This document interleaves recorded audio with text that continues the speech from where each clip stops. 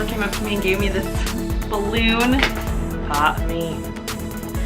So I popped it. It says, now it's my turn to pop the question. Will you be my bridesmaid? And I cried. Because she's a really good person, and I was really honored that she wants me to be a part of her day. Of course I said yes. So yay! And I'm gonna drink this, and I'm gonna eat this.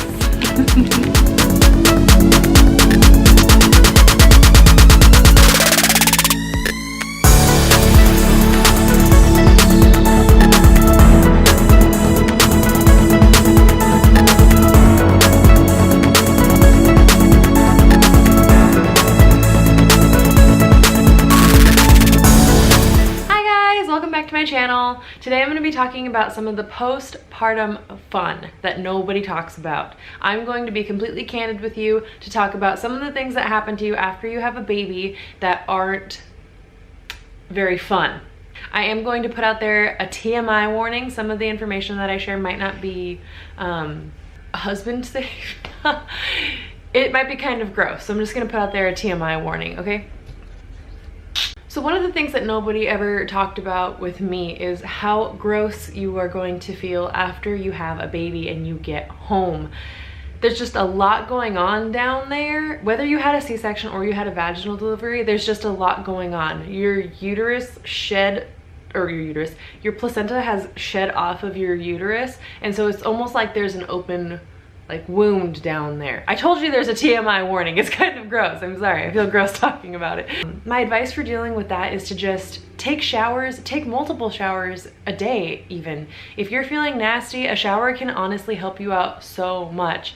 Also, to kind of help yourself feel better from being kind of like gross and that nasty stuff that's going on down there, is to put on like a little bit of makeup if you want to, of course. You don't, obviously you just had a baby, you probably want to relax, but I always feel better when I'm looking my best.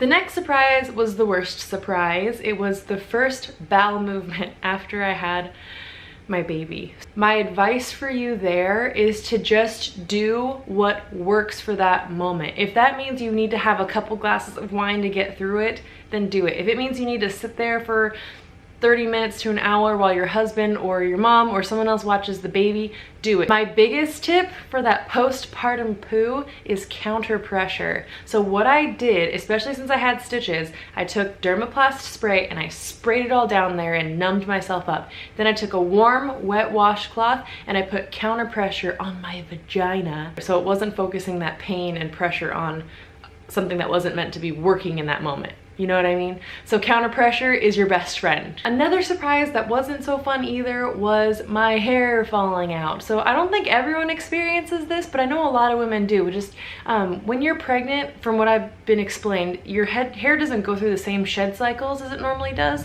So what happens is after you have a baby and your hormones are like balancing out again, all those shed cycles you didn't have while you were pregnant just kind of like and go crazy, and everything just starts like falling out, and it's like it's really overwhelming because you look at how much hair is falling out and it makes you want to cry because you're losing your hair, right? I did end up with some like lighter spots. It's starting to grow back now, but I mean, this was not there. These are the baby hairs that are coming back, but it was like I felt like I was bald. So I'd wear my hair up in a ponytail and I felt like I had like a really horrendous widow's peak, and yeah, you just don't feel pretty. This happened about 5 to 6 months postpartum, so this happened a little bit later. Once you start feeling normal again, your body's like, bah! Welcome to feeling horrible again. My advice for this is to not wear your hair in a ponytail, just because your ponytail will like pull on the hair and almost cause it to fall out a little bit more. I went and I cut my hair off because it was just like an opportunity to feel fresh and get something new, and then it didn't feel like when it was in a ponytail that it was like as heavy. It was a little bit lighter. And my other tip is to also My other tip is to braid. Wear your hair in braids. That takes a lot of pressure off of your scalp. So I would do like just a French braid while I'm sleeping or something like that, just so that it's not like pulling on your hairs, your precious hairs, the ones that you have left. My sister-in-law made me this really awesome like oil. I'm not sure what she put in it, but it was amazing. I would put it like right on the bald spots before I would get into the bath or take a shower, and I'd leave it on for like 5 to 10 minutes before my shower, and then I'd go in and wash it off. And almost immediately I noticed like these little sprouty baby hairs starting to kind of come back. I'll have to ask her what's in it. It was seriously amazing. Thank you, Caitlin. Love you. Mwah, mwah. No matter what, even if you are losing your hair, you are still beautiful. Your baby doesn't care what you look like.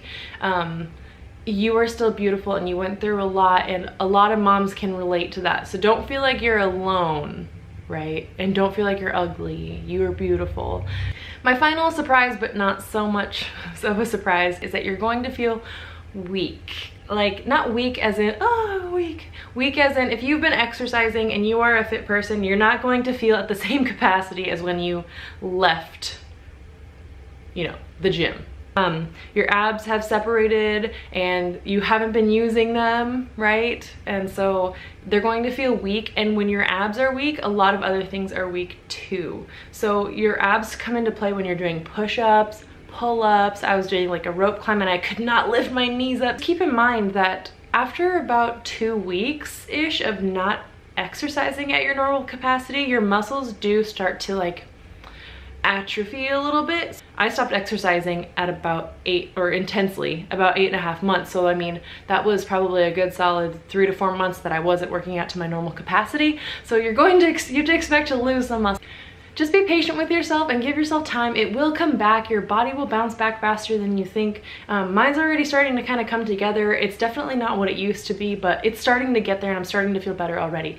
The best thing you can do for yourself is to start exercising or walking or some kind of exercise to help with, there's the baby, but the emotional factor. Exercising makes you happy because it creates endorphins, right? And happy people don't do a lot of things. So yeah, anyway, those are the weird postpartum things that happened to me that I wish someone would have talked to me about. I'm sure there's a million more, but those are the ones that affected me most probably. So I just wanted to share those with you. Thanks again for tuning in. Sorry if that was a little bit of an overshare, but I want to make sure that you have the information so that you're not as surprised as I was. So I hope this helped prepare you a little bit if you're about to have a baby or something like that. So anyway, thanks again for watching, you guys. Your support means everything to me. I am so lucky to have this channel and to have the opportunity to film for you. Yeah, thanks again for watching, and I'll see you guys later. Bye. Say bye. Oh, what's up, buddy? Bubba. Close up. Hello.